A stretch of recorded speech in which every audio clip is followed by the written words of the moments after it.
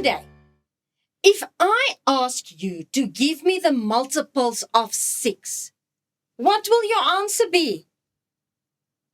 Let's see. Multiples of 6. Multiples of 6 equals, and then this fancy bracket.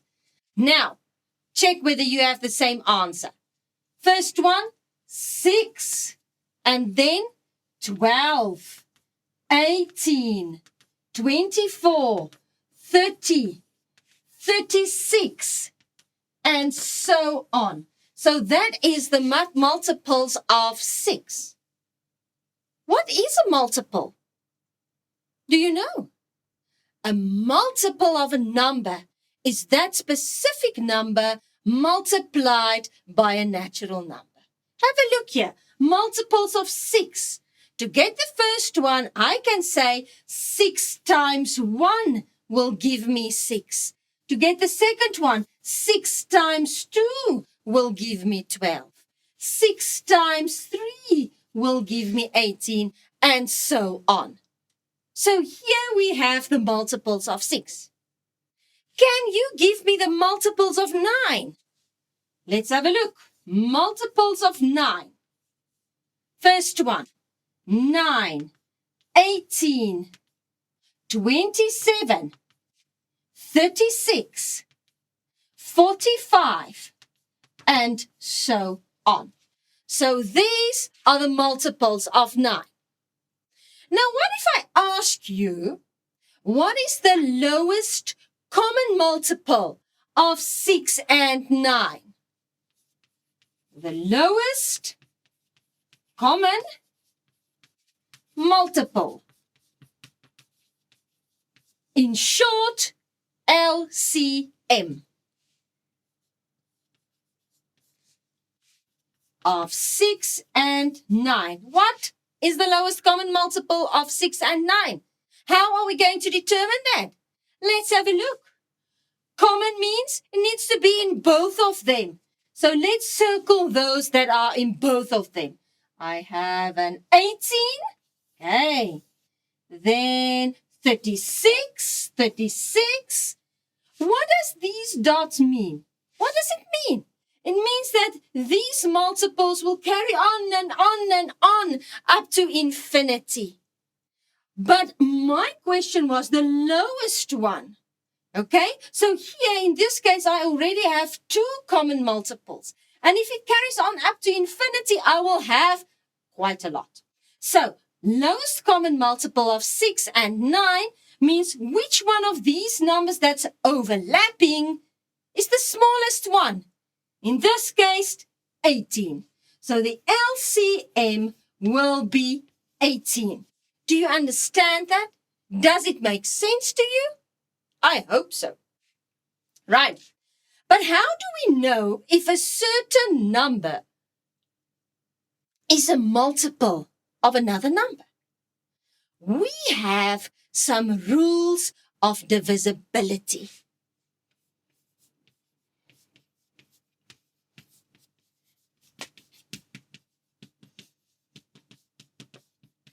And these rules will actually tell us which numbers or what I should do to know whether a number is a multiple of certain numbers.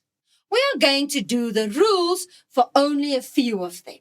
Okay, let's have a look.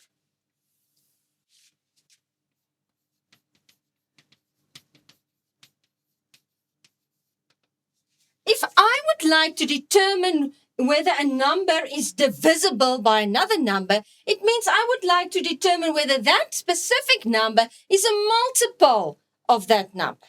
So let's have a look here. We are working with 5016 as an example. Okay, for the first one, let's check whether 2 can actually be divided into 5016, meaning 5016 will be a multiple of 2. Do you know what's the rule?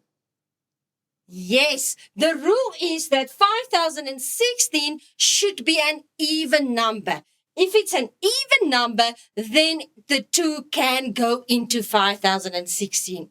What is an even number? The last digit should be a 0, 2, 4, 6, or 8. And in this case, it's a 6, so yes, the 2 can go into 5016. What about the 3? Let's have a look. This is quite a nice one. To get the 3, make sure that it is divisible. This number is divisible by 3. You should add the digits. You should get the sum of it. Same. So 5 plus 0 plus 1 plus 6. And that gives me an answer of 12. And now you ask, is 12 divisible by 3? Yes, then 5016 will also be divisible by a 3.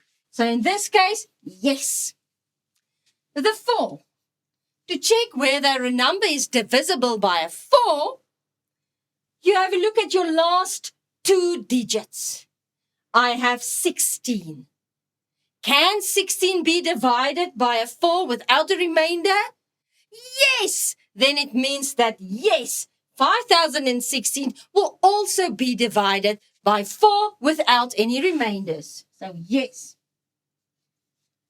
The 5. How do I know whether a number is divisible by 5? You need to look at your last digit. The last digit should be a 0 or a 5. In this case, it's a 6. So this number will not be divisible by 5 without any remainders. So no, sorry. A 6. How do I know whether a number is divisible by a 6? Also a nice one. I can get 6 by saying 2 times 3. So if I look at 2 times 3 to get 6, it means that I should apply both the rule of the 2 and the 3. And if these 2 rules apply for the number, then I know that this number will be divisible by a 6. So, 5016, is it divisible by a 2? Yes, because it's an even number. 5016, is it divisible by a 3? Yes, because I add the digits. I got a total of 12. 12 is divisible by 3, then this number will be divisible by 3. So, is this number divisible by 6? Yes, because it can be divided by a 2 and a 3. The 7 is quite complicated, and we don't have to know that. The 8. How do I know whether a number is divisible by an 8? Very similar to the rule of the 4, except in the case of the 4, you had to look at the last 2 digits. Now, in the case of the 8, we are looking at the last 3 digits. Is 16 divisible by 8? Yes, then 5016 will also be divisible by 8. So, yes. The 9. How do I know whether a number is divisible by 9? Very similar to the 3. And in the 3, I had to add the digits, and my total should have been divisible by a 3. In this case, with the 9, I also add the digits. But now my answer should be divisible by a 9, not a 3, by a 9. And if it's divisible by a 9, then it means that my big number or my original number will also be divisible by a 9. So in this case, the total was 12. Is 12 divisible by 9 without any remainders? No. Sorry. So in this case, no, 5016 will not be divisible by 9. The last one, a 10. How do I know whether a number is divisible by 10? I think this is maybe the easiest one because you know it since grade 2 or 3. If the last digit is a 0, then my number will be divisible by a 10. In this case, the last digit, not a 0. So my number will not be divisible by a 10. Boys and girls, I hope that this makes a bit more sense to you. Now that you understand what multiples are And now that you understand that the rules of divisibility actually apply when we are doing multiples. Until next time then, goodbye.